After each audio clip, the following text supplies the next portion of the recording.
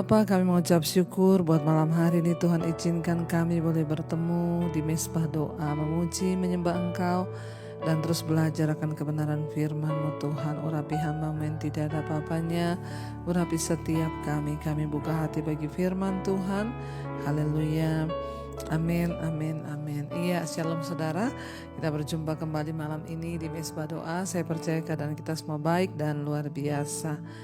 Hari ini kita akan sama-sama belajar firman Tuhan. Kita akan meneruskan pembelajaran kita. Jadi saya bersyukur saudara yang tetap setia di mesbah doa, karena memang ya mesbah doa ini kita belajar Alkitab dari kitab Kejadian ya. Memang berat membaca pasal demi pasal, tapi tidak apa-apa saudara, supaya kita mengerti ya firman Tuhan. Dan saya percaya selama saudara mengikuti mesbah doa pasti ada banyak hal yang sudah saudara dapatkan ya. Dan sebelum mendengarkan firman Tuhan, kita akan mendengarkan kesaksian saya akan bacakan. Shalom Ibu Debbie, saya mau bersaksi Bu. Saya seorang single mom dengan 2 orang anak. Suami saya sudah meninggal 10 tahun yang lalu. Saat itu ketika suami saya meninggal, anak saya baru berumur 2,5 tahun dan 8 tahun. Waktu itu sangat sulit rasanya ya, seperti Tuhan itu tidak adil. Kenapa suami saya harus meninggal dipanggil Tuhan? Dan juga selain itu saya juga harus mengurusi mama saya yang kena stroke. Bahkan saya juga harus bekerja untuk mereka, dan saat itu saya sering kali emosi tidak terkendali karena menghadapi kenyataan hidup yang tidak mudah. Dan masih banyak lagi hal-hal yang saat ini saya baru sadar bahwa itu sangat mendukakan hati Tuhan. Saya bersyukur pertama kali saya melihat khotbah ibu itu sekitar tahun 2020. Saya dikirimkan oleh seorang saudara saya, dan saya merasa tertarik dengan semua khotbah-khotbah ibu, lalu saya mencarinya di YouTube. Akhirnya ketika saya mulai mendengar khotbah-khotbah ibu, saya merasa diri saya ini sangat tidak layak di hadapan Tuhan. Dan perlahan-lahan mulai terjadi perubahan dalam hidup saya. Yang tadinya saya mudah marah dengan anak-anak, sekarang saya sudah mulai bisa mengendalikan emosi saya. Amin. Dan bahkan ketika saya harus menghadapi saat-saat terberat mengurus mama saya, di akhir hidupnya, saya pegang statement yang sering ibu sampaikan bahwa semua masalah dan pergumulan hidup itu ada time limitnya. Dan kita harus percaya bahwa Tuhan turut bekerja untuk mendatangkan kebaikan atas hidup kita. Saya mengucap syukur, terima kasih kepada Tuhan Yesus dan juga kepada Ibu Debbie untuk pelayanannya di mesbah doa dan juga di mesbah syukur yang sangat memberkati.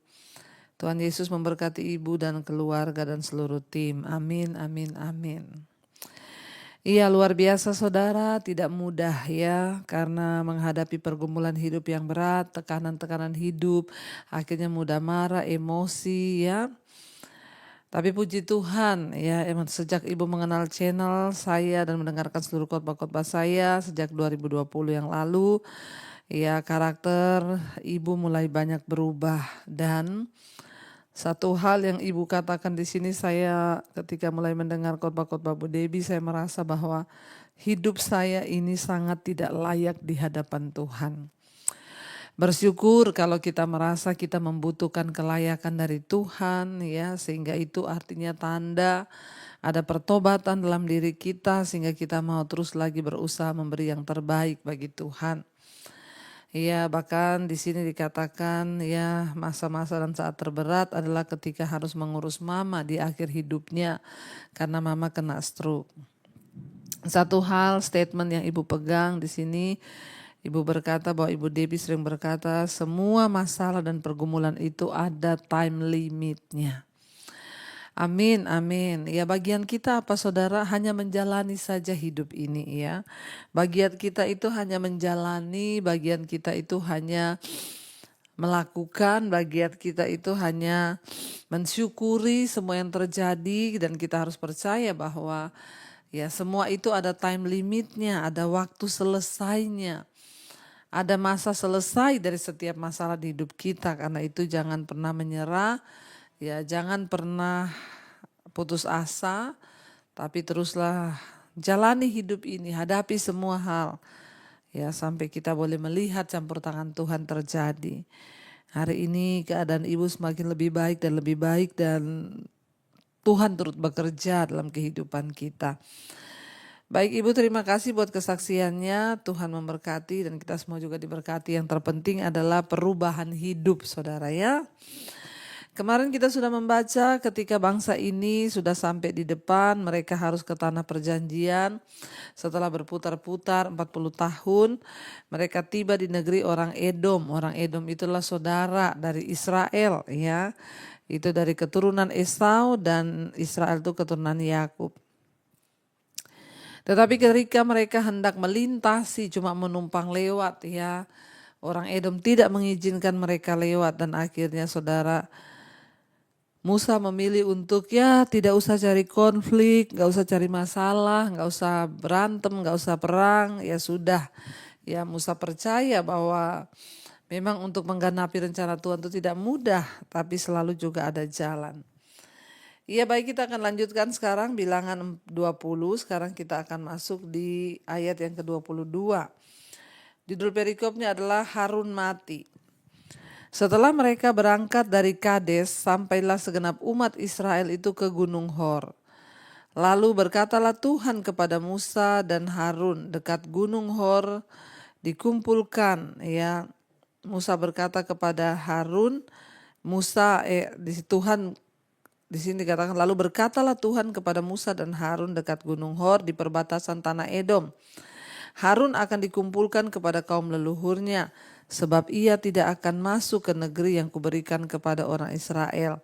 Karena kamu berdua telah mendurhaka kepada titahku dekat mata air Meriba.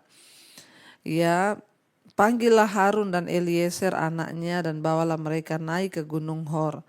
Tanggalkanlah pakaian Harun dan kenakanlah itu kepada Eliezer anaknya.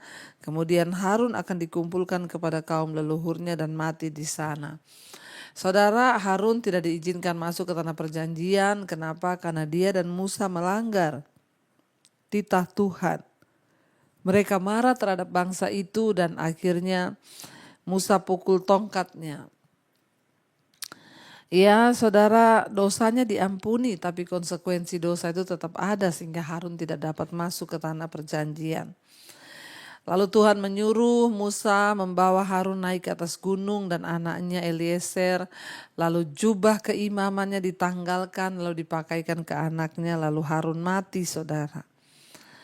Ya Harun dikuburkan, di sana dikatakan ya, Harun dikumpulkan kepada kaum leluhurnya dan mati di sana. Dikatakan di sana mereka naik ke Gunung Hor, sedang segenap umat itu memandangnya.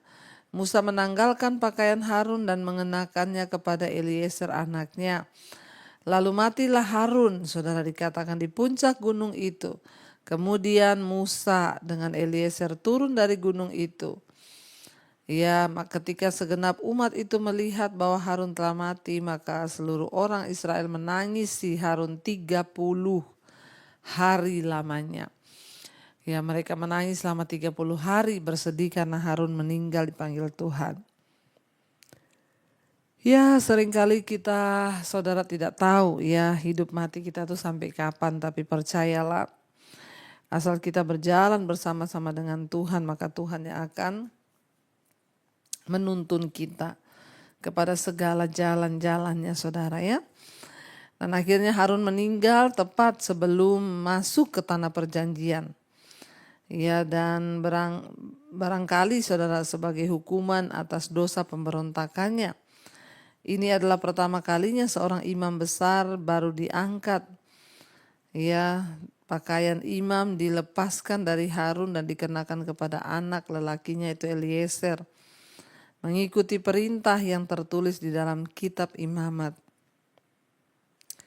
Sekarang kita lanjut bilangan 21, Judul perikopnya peperangan dekat Rama. Peperangan dekat Rama, ayat yang pertama.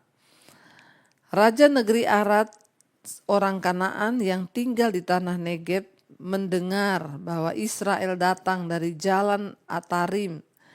Lalu ia berperang melawan Israel dan diangkutnya beberapa orang tawanan daripada mereka. Ya, mereka itu memang saudara melewati negeri ini perang, melewati itu perang. Ya, lalu ketika Raja Arad mendengar mereka lewat, Raja Arad adalah orang Kanaan saudara ya. Mereka tinggal di tanah Negeb. Ya, jadi ini yang dikatakan oleh 12 pengintai itu. 10 orang bilang di sana ada orang Kanaan, orang Het, orang Amori. Mereka adalah orang-orang yang perawakannya besar. Ya, tapi di sini mereka Tuhan izinkan untuk berperang, saudara ya. Lalu di sini dikatakan, kalau kita melihat, maka bernasarlah orang Israel kepada Tuhan, katanya jika engkau serahkan bangsa ini sama sekali ke dalam tangan kami akan menumpas.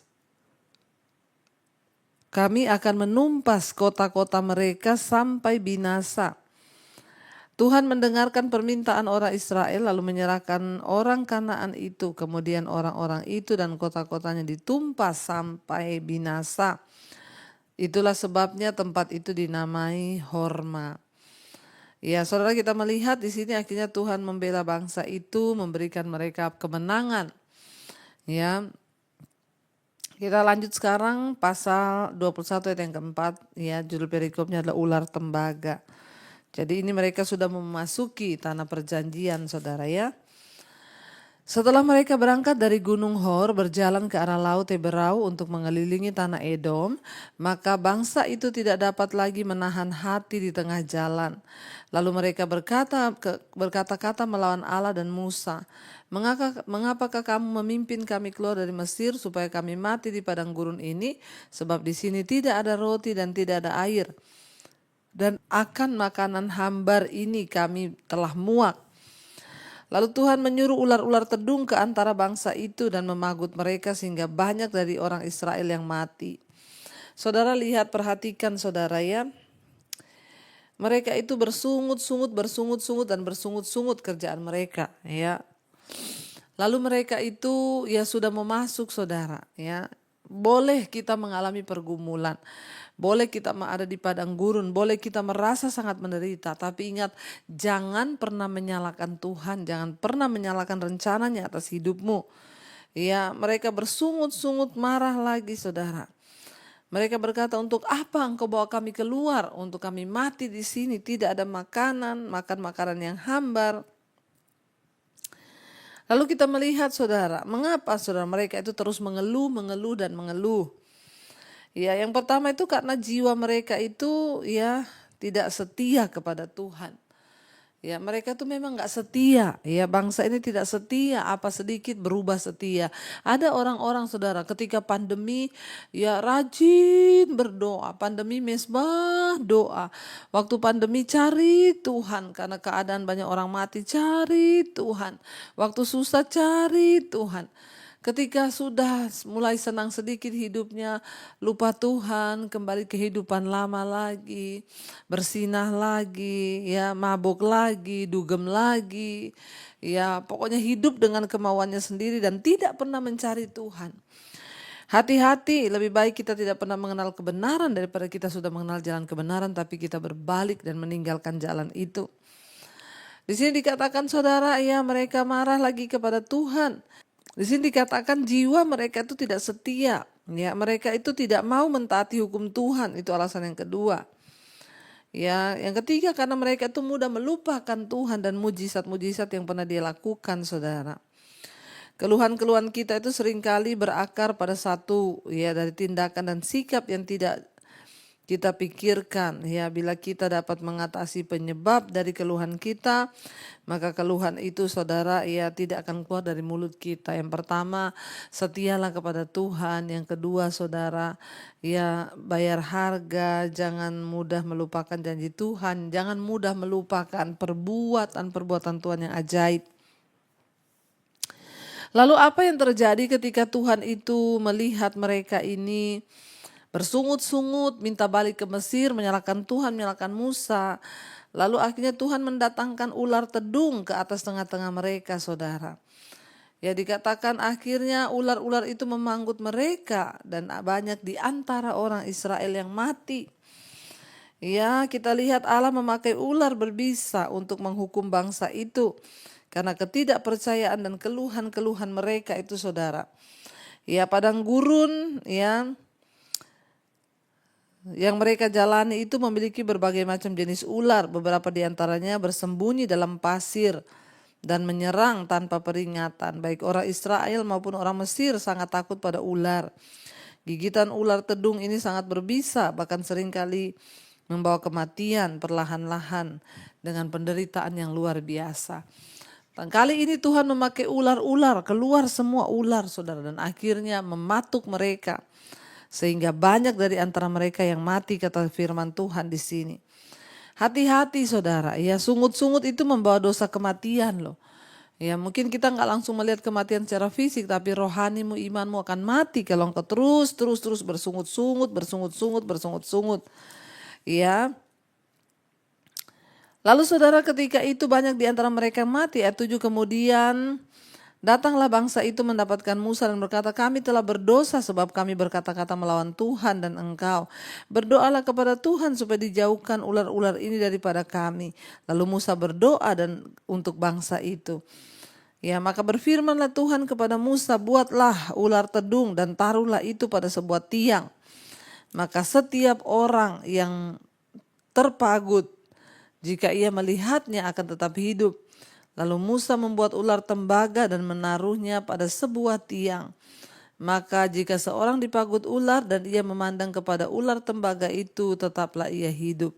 Saudara, kita melihat di sini, saudara, ya, bahwa akhirnya di situ menjadi sebuah peringatan. Tuhan itu ya membinasakan mereka dengan gigitan ular. Dan akhirnya Tuhan menyuruh Musa untuk membuat ular tembaga. Dan ketika saudara ular tembaga itu dibuat, Musa digantung di tiang, orang Israel tidak mengetahui arti. Ya, lebih lengkap dari peristiwa ini, tetapi ya itu juga mengarah kepada Yesus Kristus Tuhan. Yang menjelaskan bahwa bangsa Israel itu akan disembuhkan dari setiap penyakit mereka. Dengan memandang hanya kepada Kristus saja, ya, mereka itu akan diselamatkan. Dibebaskan dari setiap kutuk. Di atas kayu salib Tuhan Yesus sudah menanggung semuanya. Jadi saudara, bukan ular itu yang menyembuhkan bangsa Israel, ya, melainkan kepercayaan mereka kepada Allah. Ya, dapat menyembuhkan mereka, bahkan kepercayaan mereka itu menunjukkan, ya, dan mereka harus tunjukkan dalam ketaatan kepada Tuhan. Jadi ya sebagai peringatan saja dibuat ular itu, ya, karena pada saat itu ular-ular memakan dan membinasakan mereka. Tuhan suruh buat sebuah tugu, ya, untuk mereka ingat, ya, dan bahkan ketika mereka dipagut ular, memandang ke situ, maka mereka tidak mati. Ya, saudara, kita melihat di sini bagaimana Tuhan itu menyatakan rencananya, ya, kepada bangsa ini betapa luar biasa.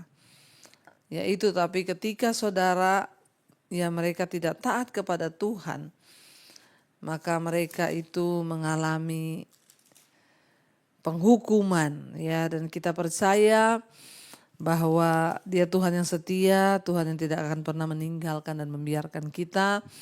Karena itu mari juga kita belajar untuk setia kepada Tuhan, mengiring Dia, dan percaya kalau kita taat dan setia, maka tidak ada satupun rancangan kecelakaan, rancangan yang tidak baik atas hidup kita. Mari kita tundukkan kepala, kita renungkan firman ini. Terima kasih Bapa, kami mengucap syukur buat sore malam hari ini, Engkau Tuhan yang sudah mengumpulkan kami semua untuk mendengarkan firman-Mu. Untuk belajar akan firman-Mu bahwa Engkau Tuhan yang berdaulat dan berkuasa.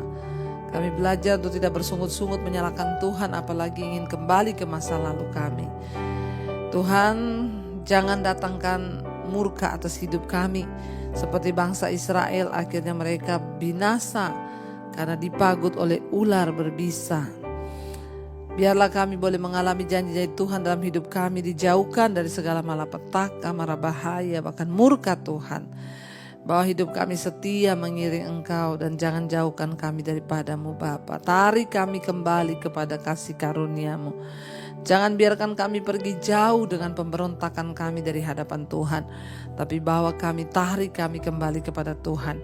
Hamba berdoa untuk setiap mereka yang setia mencari wajah-Mu lewat mesbah doa, jamaah dan lawat Tuhan. Mereka yang setia mencari kehendak-Mu lewat kebenaran firman, Tuhan juga berkati. Kami patahkan setiap mereka yang terikat dengan dosa-dosa, kenajisan, percabulan, homoseksual, lesbian, rokok, minuman keras, obat-obatan terlarang, narkoba, yang terikat dengan amarah, kepahitan, kebencian, ketakutan, kekhawatiran. Kami tolak, patahkan, hancurkan dalam nama Yesus. Berkati yang sakit Tuhan, yang terbaring sakit apapun hari ini, ampuni dosa pelanggarannya. Kalau ini datang dari kuasa gelap, kami tolak, patahkan, hancurkan di dalam nama Tuhan Yesus. Kesembuhan terjadi. Mari letakkan tanganmu di bagian yang sakit dan katakan, aku percaya kesembuhan terjadi. Terima kasih Bapa, Engkau terus memberkati juga setiap mereka yang sungguh-sungguh bergumul dengan masalah keuangan, hutang piutang, ingin menjual aset. Tuhan bukakan jalan agar mereka boleh mengalami mujizat Tuhan. Berkati juga yang berkekurangan, Tuhan cukupi. Yang rindu punya keturunan, Tuhan bukakan kandungan yang tertutup. Kami lepaskan berkat atas Indonesia dari Sabang sampai Merauke. Indonesia diberkati Tuhan, mulai dari tanahnya, air, udaranya, langitnya, lautnya, tanahnya diberkati Tuhan, penduduknya diberkati Tuhan dari Sabang sampai Merauke. Asal mereka bertobat berbalik, kami berdoa hujan pertobatan tercurah di atas Indonesia, sehingga orang-orang meninggalkan dosa dan kembali kepada Tuhan. Berkati Bapa untuk Bapak Presiden Jokowi, Engkau memberkati, beri hikmat marifat atas kehidupannya agar beliau sungguh-sungguh menjalankan kepemerintahan dengan takut akan Tuhan. Berkati jajaran kabinet, lembaga-lembaga negara, semua yang ada di bangsa ini Tuhan. Tutup bungkusan kuasa darah-Mu, TNI Polri juga Tuhan berkati, murnikan bangsa kami, biar bangsa kami boleh keluar sebagai pemenang. Terima kasih Bapa, Engkau memberkati juga semua bangsa-bangsa di 5 benua, Asia, Afrika, Amerika, Eropa, bahkan perdamaian Tuhan antara Rusia dan Ukraina. Kami berdoa hari-hari ini biar ada kabar baik kami dengarkan, supaya dunia ini boleh aman, tentram. Kami berdoa untuk semua bangsa-bangsa, biar mereka juga mengalami pertobatan di Asia, Afrika, Amerika, Eropa, Australia, mengalami pertobatan Tuhan. Terima kasih Bapa, kami membuka hati dan hidup kami untuk menerima berkat Tuhan. Diberkatilah Engkau dalam hidupmu, diberkati rumah tanggamu, diberkati pekerjaanmu, diberkati kesehatanmu, dan Tuhan akan menjadi Tuhan juru selamatmu. Mulai hari ini sampai Engkau datang kali yang kedua Tuhan, biar nama kami tercatat di dalam kitab kehidupan. Dalam nama Tuhan Yesus yang percaya diberkati Tuhan, katakan bersama, amin, amin, amin. Tuhan Yesus memberkati. Shalom dan Immanuel. And there I find you in